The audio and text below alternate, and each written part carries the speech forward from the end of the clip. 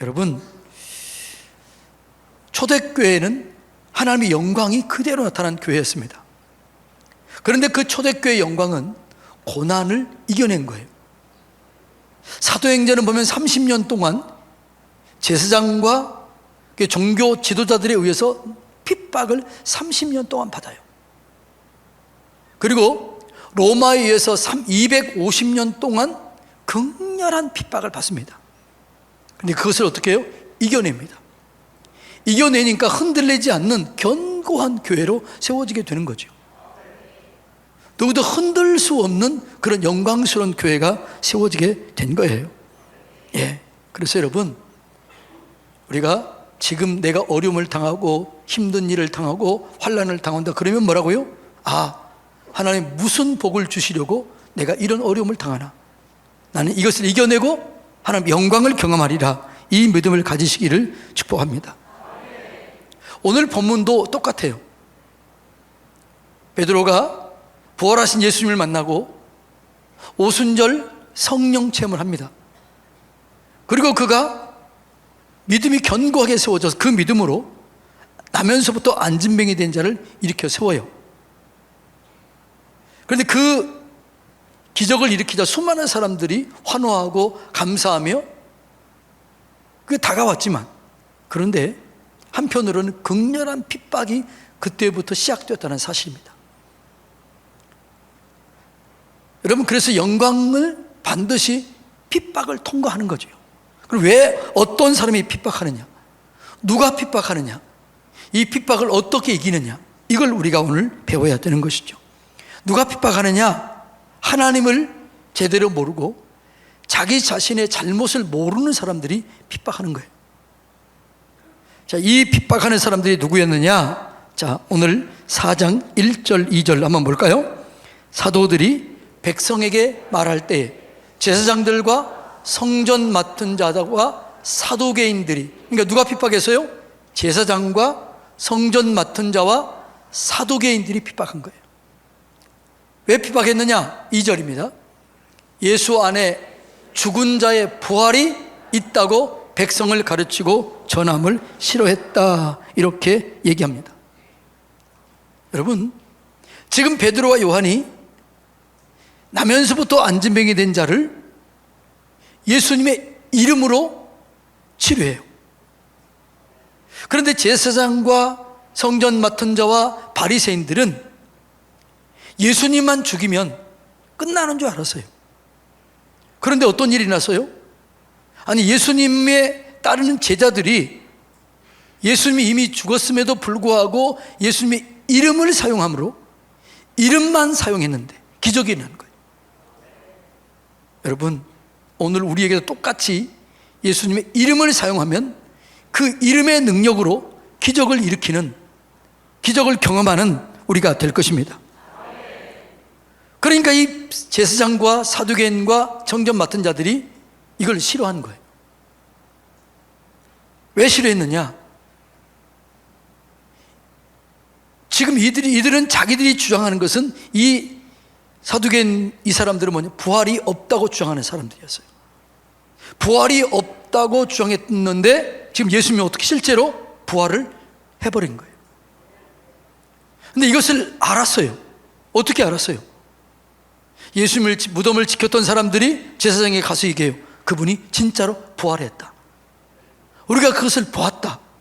아니, 이렇게 하면 놀라고 인정해야 되는데 어떻게 했어요? 그 지켰던 사람들에게 돈을 많이 줍니다. 그리고 뭐라고 그래요? 훔쳐갔다 라고 얘기를 해라, 이렇게 얘기를 해요. 그리고 그 사실, 부활의 사실 믿지 않아요. 그리고 오히려 그 부활을 증거하는 사람을 핍박했다라는 거죠. 여러분, 신앙은 참 아이러니해요. 하나님을 잘 믿어야 할 사람이 누구예요? 성전에서 일하는 이 사람들이 가장 잘 믿어야 돼요. 그런데 이 사람들이 잘 믿지 못하고 핍박해요. 그럼 왜 이랬을까? 왜 이러냐? 왜 이렇게 잘 믿어야 될 사람들이 핍박했느냐라는 거예요. 여러분, 그들은 믿기는 믿었지만 자기 중심, 자기 생각으로 믿은 거예요. 신앙은 성경대로 믿어야 될 줄로 믿습니다. 말씀대로 믿어야 될 줄로 믿습니다. 말씀을 왜곡해서 믿으면 안 돼. 그래서 우리가 성경을 통으로 봐야 돼요. 성경은 창세기부터 계시록까지 쭉 하나의 이야기예요. 예수 그리스도에 관한 이야기입니다. 그러니까 우리가 성경대로 믿어야, 흔들리지 않고 성경대로 믿어야 우리의 믿음이 굳게 세워지게 될 줄로 믿습니다. 그래야 여러분 우리의 믿음이 흔들리지 않게 되는 것이죠. 오늘 예배 드리는 목적이 뭐예요? 하나님을 더 알기 원하는 마음으로 예배를 드려야 돼요. 바르게 믿기 원하는 마음으로 예배를 드려야 돼요. 그리고 그 들은 말씀을 순종하기를 원하는 마음으로 말씀을 들어야 돼요. 여러분 생각에 맞추기 위해서 들으면 안 돼요. 그런 문제가 시작이 되는 것이죠. 여러분 사두개인들이 핍박하고 조롱했던 것은 그들이 하나님을 알지 못했기 때문이었습니다. 그들이 잘못을 인정하지 않았기 때문입니다. 만일 그들이 잘못을 인정하고 예수님을 바르게 믿었다면 그들이 놀랍게 쓰임을 받았을 것입니다. 오늘 우리의 삶도 그러는 거죠. 여러분, 그래서 가장 위대한 사람은요, 용기 있는 사람은요, 자기 잘못을 인정하는 사람이에요. 시인하는 사람이에요. 그러면 변화를 가져올 수 있습니다. 여러분, 실패를 인정하면 실패가 아니에요. 실패를 인정하면 다시 더 이상 실패하지 않을 수 있는 길을 찾게 되는 거죠. 여러분, 하나님은 때때로 회개하라고 얘기합니다. 그 얘기는 죄에 대해 책임을 지라는 겁니까? 죄를 인정하라는 겁니까? 인정하라는 거예요. 책임을 지라는 게 아니에요. 죄에 대한 책임은 누가 졌어요? 예수님이 졌습니다. 나는 뭐 하는 거지요? 그걸 인정하는 거예요. 시인하는 거예요. 내 잘못을 인정하고 시인하면 주님께서 책임져 주시고 도와주시는 거죠. 이것이 여러분 세상에서도요 승리할 수 있는 삶의 방법이에요. 직장에서나 일터에서나 여러분이 뭔가 부족함을 느꼈다 그러면 어떻게 해야 돼요? 인정해야 돼요. 죄송하네요. 그러면 다시 실패하지 않을 수 있습니다. 이것이 여러분 사두개인들의 잘못이었습니다. 두 번째로 사두개인들의 핍박했던 이유는 그들의 이해관계에 매여있기 때문에 그런 거죠. 여러분, 자, 부활하신 예수님이 실제로 제자들 가운데 나타냈었고, 그리고 그 부활하신 예수님 말씀이 너에게 예루살렘을 떠나지 말고 하늘에서 위로부터 내려진 것을 기다리면 성령을 받을 것이다, 이렇게 얘기를 했어요. 그 말씀을 믿고 그들의 성령의 능력을 경험했습니다. 그런데 사두개인들은 그들은 예수님에 대해서 이렇게 모함을 했어요. 어떻게 모함했습니까? 예수는 부활을 속이는 자다, 신성을 모독한 자다, 성전을 모독한 자다, 이렇게 예수님을 고발하고 그래서 십자가에 죽였잖아요. 그런데 예수님이 어떻게 됐어요? 예수님이 부활하신 거예요. 그것이 실제였습니다. 그리고 예수님께서 뭐라고 신성을 모독한 것이 아니라 예수님이 부활하심으로 그 예수님이 하나님의 자신인 것을 드러낸 거예요. 그런데 이들이 알았음에도 불구하고 이것을 거부했습니다. 왜 그랬을까요? 이해관계 때문이에요.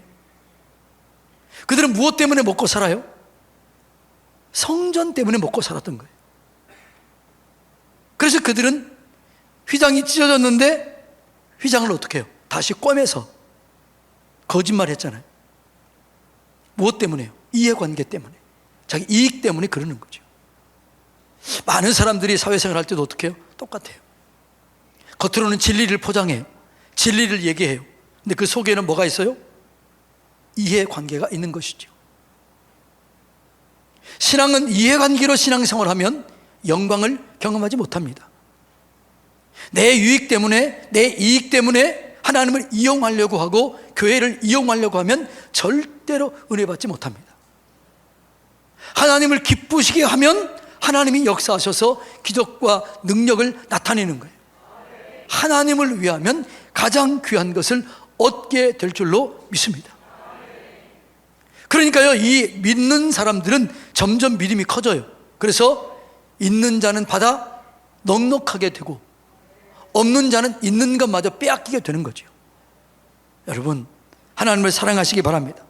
하나님을 기쁘시게 하시기 바랍니다. 그러면 여러분이 하나님의 기적을 경험하고 하나님을 점점점 더 사랑하게 될 줄로 믿습니다. 내 이해관계에 따지기 때문에 이것 때문에 핍박하는 거죠. 그런데 더 근본적인 이유는 뭐냐? 핍박하는 근본적인 이유는 원수 마귀 사단 때문입니다. 하나님도 계시지만 사단이 있는 거죠. 사단은 예수님을 거부합니다. 예수님 믿지 못하게 합니다. 그리고 예수님 외에 다른 곳에 돌리게 해요. 구원은 예수님에게만 있습니다.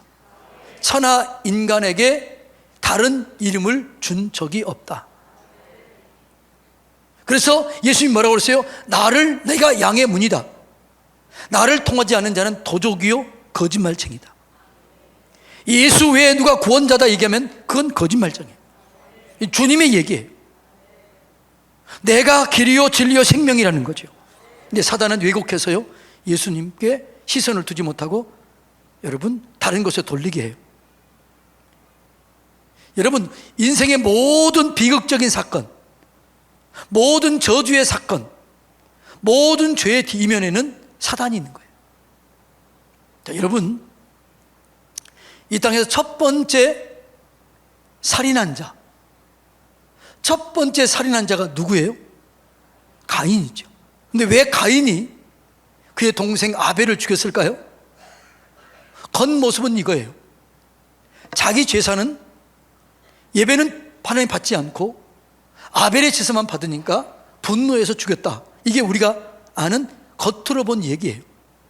그런데 성경은 이렇게 얘기합니다. 요한일서 3장 12절 이렇게 얘기합니다. 시작. 가인같이 하지 말라. 그는 악한 자에게 속하여 그 아우를 죽였으니. 자, 가인이 그 아우 아벨을 죽인 것은 누구 때문이라고요? 그 뒤에 누가 역사인 거예요? 악한 자 사단이 역사하고 있더라는 거예요. 살인 뒤에 사단이 역사하고 있었어요. 자, 그러면 이 땅에서 가장 비참한 죽임을 당하고 가장 비극적인 삶을 마친 사람, 그게 누구예요? 가룟 유다예요. 가룟 유다가 왜 예수님을 팔았을까요? 성경은 이렇게 그 뒷배경을 얘기합니다. 요한복음 13장 2절 다 같이 읽을까요? 마귀가 벌써 시몬의 아들 가룟 유다의 마음에 예수를 팔려는 생각을 넣었더라, 이렇게 그래요. 겉으로 볼 때는 그는 돈 때문이었다, 이익 때문이었다 이렇게 생각하는데, 그러나 실상은 무엇 때문이라고요?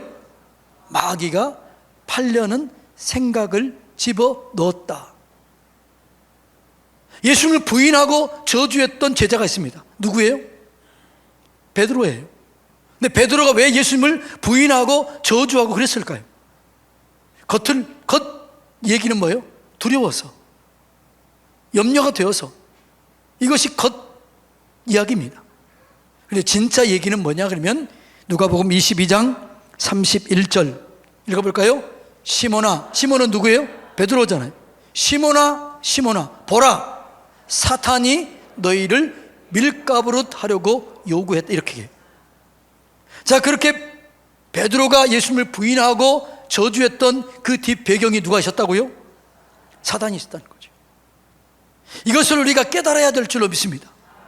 그러니까 우리가 예수님을 부인하고 핍박하고 예수 믿는 사람을 조롱하고 믿지 못하게 하는 그 배후에는 항상 뭐가 있어요? 사단이 있어요. 이걸 우리가 알아야 이겨낼 수 있고, 알아야 속지 않게 되는 것이죠. 믿으면 놀라운 축복을 경험해요. 바르게 믿으면 30배, 60배, 100배 그 이상의 복을 경험해요. 근데 믿음이 안 생기는 이유가 있어요. 그 뒤 배경이 뭐냐? 고린도 후서 4장 4절 다 같이 읽어볼까요? 그 중에 이 세상의 신이 믿지 않은 자들의 마음을 혼미하게 하여 그리스도의 영광의 복음의 광채가 비치지 못하게 함이니. 그리스도는 하나님의 형상이니. 자, 우리의 믿음이 세워지지 아니하고 우리의 믿음이 혼미하게 되고, 내가 그렇게 복음을 전했는데 그 사람이 대적하고 믿지 않았던 이유가 뭐라고요? 그 뒤에 혼미케 하는 악한 영, 사단이 있었다는 거죠. 그러니까 어떤 사건, 어떤 뒤에는 뭐가 있다고요? 사단이 있었다는 거죠. 자, 깨달았나요? 따라하십시오. 아하, 속지 말아야겠다. 속지 마시기를 주님의 이름으로 축복합니다. 어떤 핍박, 어떤 환난, 어떤 고난 속에 그 뒤에는 누가 있었다고요? 사단이 있었던 거죠. 그래서 우리가 내 힘으로 이겨낼 수는 없어요. 그래서 예수님이 필요한 거예요. 그래서 예수님을 이 땅에 보내주셨고 예수님을 사용할 수 있는 권한을 준 거예요. 예수 이름을 사용하면 어떤 것도, 어떤 환난, 어떤 핍박, 어떤 고난도 이겨낼 수 있는 거죠. 왜요? 예수 이름에 능력이 있기 때문에. 자, 빌립보서 2장 10절 다 같이 읽어볼까요? 하늘에 있는 자들과 땅에 있는 자들과 땅 아래에 있는 자들로 모든 무릎을 예수의 이름에 꿇게 하셨다. 예수 이름에 모든 것이 무릎 꿇게 돼 있어요. 순종하게 돼 있어요. 그래서 여러분들이 어떤 극심한 어려움이 왔다, 고난이 왔다, 질병이 왔다, 그러면 어떻게 해야 돼요? 예수 그리스도 이름의 권세를 가지고 명하노니 내게서 떠나갈지어다. 통증은 떠나갈지어다. 질병은 떠나갈지어다. 속이 악한 영 떠나갈지어다. 이단은 떠나갈지어다. 이렇게 내가 예수 이름을 사용할 때 능력을 경험하게 될 줄로 믿습니다. 그러니까 어떤 앞에 드러난 어떤 큰 일들 속에는 그 뒤에 배경이 반드시 어둠이 있어요. 그래서 어떤 문제를 예수님과 연관시켜야 돼요. 예수님과 연관시키고 예수님을 그 속에 그 안에 앞세울 때 예수님이 승리하게 되실 줄로 믿습니다. 예수 이름에 능력이 있어요. 세상을 이기는 것은 예수님이에요. 고린도전서 15장 55절로 58절입니다. 다 같이 읽어볼까요? 사망아 너의 승리가 어디 있느냐? 사망아 너희 어디 있느냐? 사망에 쏘는 것은 죄요, 죄의 권능은 율법이라. 우리 주 예수 그리스도로 말미암아 우리에게 승리를 주시는 하나님께 감사한다는 것. 사망, 어둠, 죽음 다 이걸 이기는 게 뭐예요? 예수 이름이에요. 예수 이름. 예수 이름 안에 있습니다. 예수 이름을 붙잡고 사용하시기 바랍니다. 어떻게 사용하느냐? 다 읽읍시다. 시작. 그러므로 내 사랑하는 형제들아 견실하며 흔들리지 말고 항상 주의 일에 더욱 힘쓰는 자들이 되라. 이 너희 수고가 주 안에서 헛되지 않은 줄을 알면. 흔들리지 말아라. 견고해라. 주 안에 있어라. 예수의 이름을 사용하라. 여러분, 이것이 고난과 핍박과 환난을 이겨낼 수 있는 방법이에요. 예수님과 연관되게 한다는 게 뭐냐? 말씀을 의지하는 거죠. 말씀이 곧 예수님이에요. 예수님이 곧 말씀이에요. 말씀이 육신이 되어 우리 가운데 오신 분이 예수님이라고 그랬습니다. 그래서 여러분들이 힘들고 어려울 때 말씀을 적용해야 돼요. 말씀을 붙잡고 기도할 때 말씀의 능력이 기도를 이끌어갈 때 승리를 얻게 되는 거죠. 그래서 우리가요, 말씀을 가장 사용할 수 있는 가장 쉬운 말씀이 시편 23편이에요. 여러분이 결핍이 왔고 문제가 생기고 어려움이 왔다. 그러면 어떻게 해야 돼요? 하나님이 나의 목자가 되시니 나는 부족함이 없다. 하나님이 열어주신다. 부족함이 없도록 채워주신다. 나의 목자 되신 하나님 채워주시고 도와주시고 인도해 주시옵소서. 이렇게 말씀을 붙잡고 기도하는 거죠. 하나님 내 영혼을 소생시켜 주시옵소서.